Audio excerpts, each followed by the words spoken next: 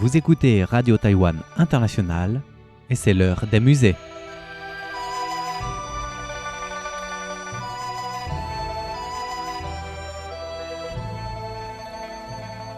Chers amis francophones, comment ça va?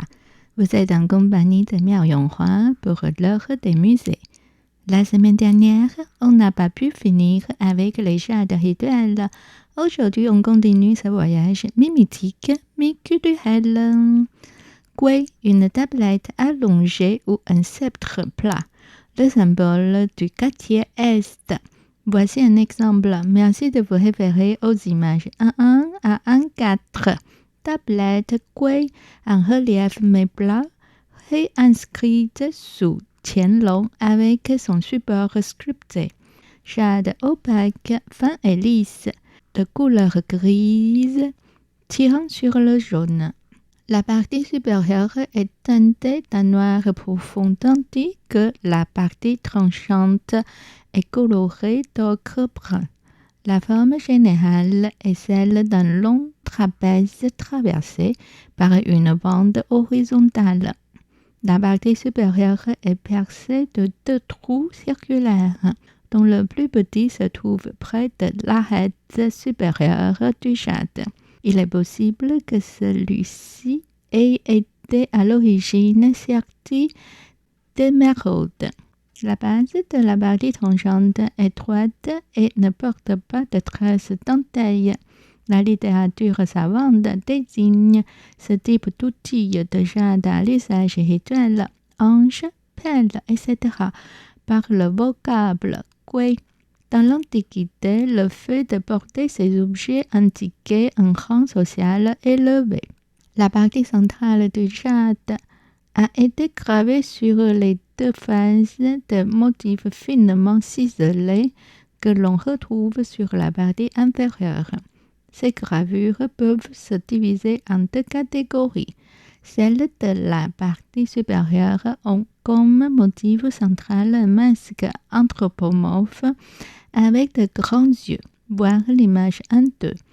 L'une des paires d'yeux est représentée de façon assez stylisée, tandis que sur l'autre face, elle revêt une facture plus réaliste.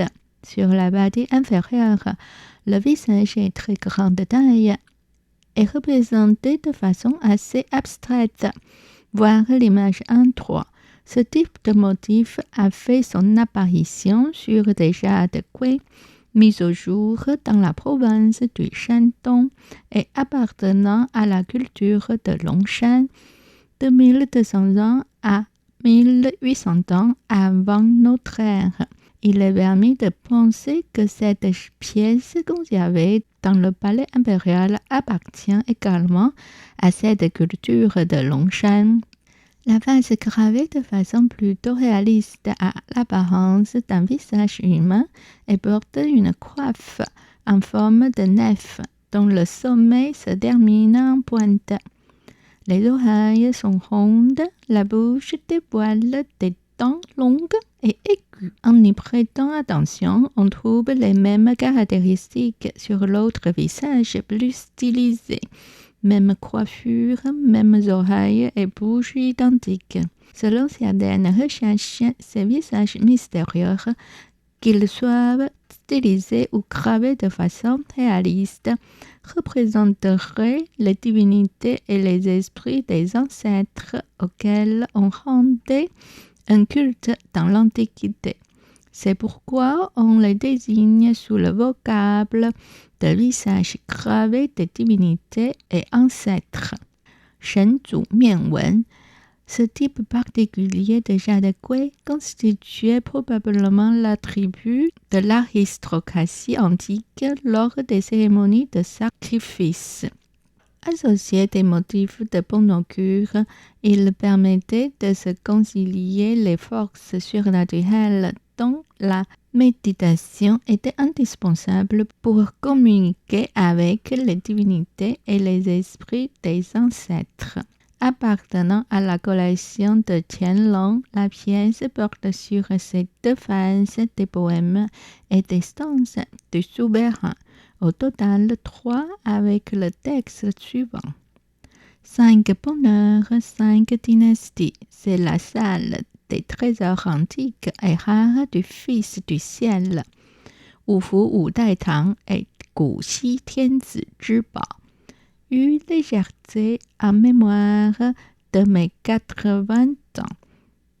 八征茂念 le trésor du détenteur réel du pouvoir. 太上皇帝之宝。Ces écrits correspondent chacun à un anniversaire de l'empereur. En l'occurrence, c'est 70 ans, c'est 80 ans et c'est 84 ans.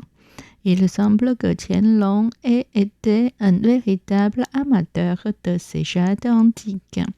Cependant, en y faisant ajouter ces inscriptions, il allait entièrement à l'encontre de leur fonction originelle, masquant en partie les pinceaux déjà existants.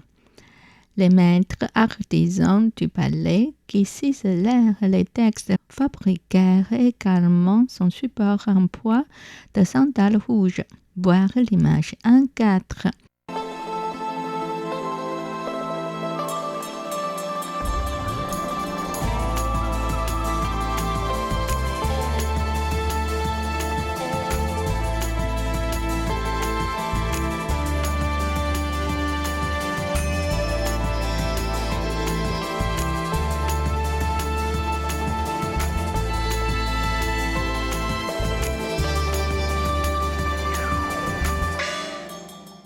Zhang, une tablette en forme de moitié de couille pointue, le symbole du quartier sud.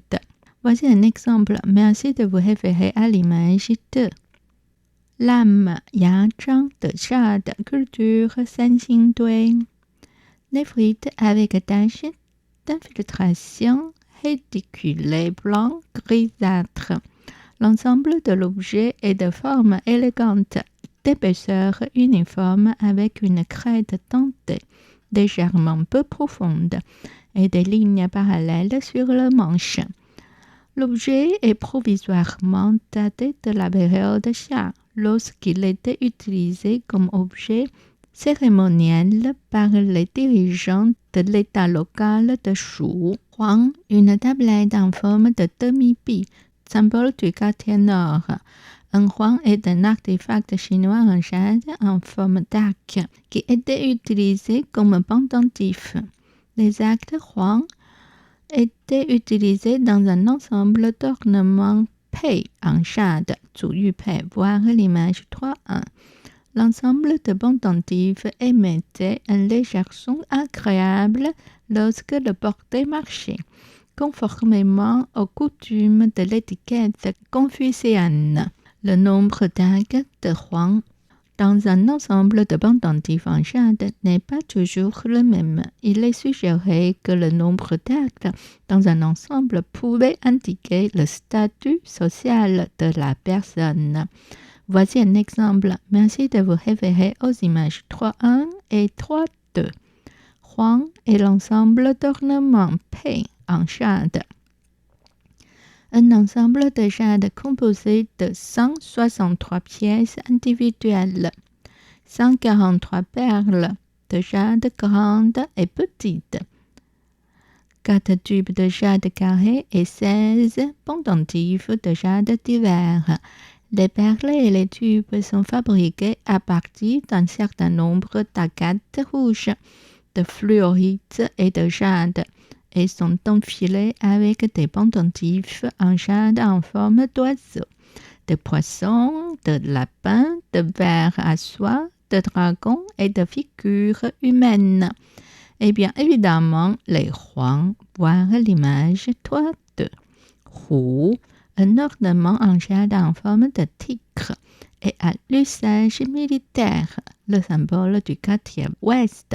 Sous la dynastie Zhou, le nombre de jade dans les sites funéraires a considérablement augmenté, car de multiples plaques et perles étaient cousues ou enfilées ensemble et trappées sur le visage et le corps du défunt. Les jades en forme de figurines et d'animaux sont devenus de plus en plus réalistes et les motifs de surface sont devenus plus complexes et plus décoratifs. Voici un exemple tiré de la collection du Howard Art Museum des États-Unis. Merci de vous référer aux images affichées dans le lien qu'on m'a montré dans notre site. Tigre en Chad.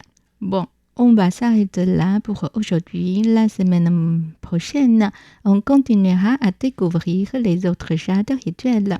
En attendant, passez une excellente semaine. C'était l'heure des musées, réalisé et animé par Miao Yonghua, diffusé depuis Taipei, Taïwan.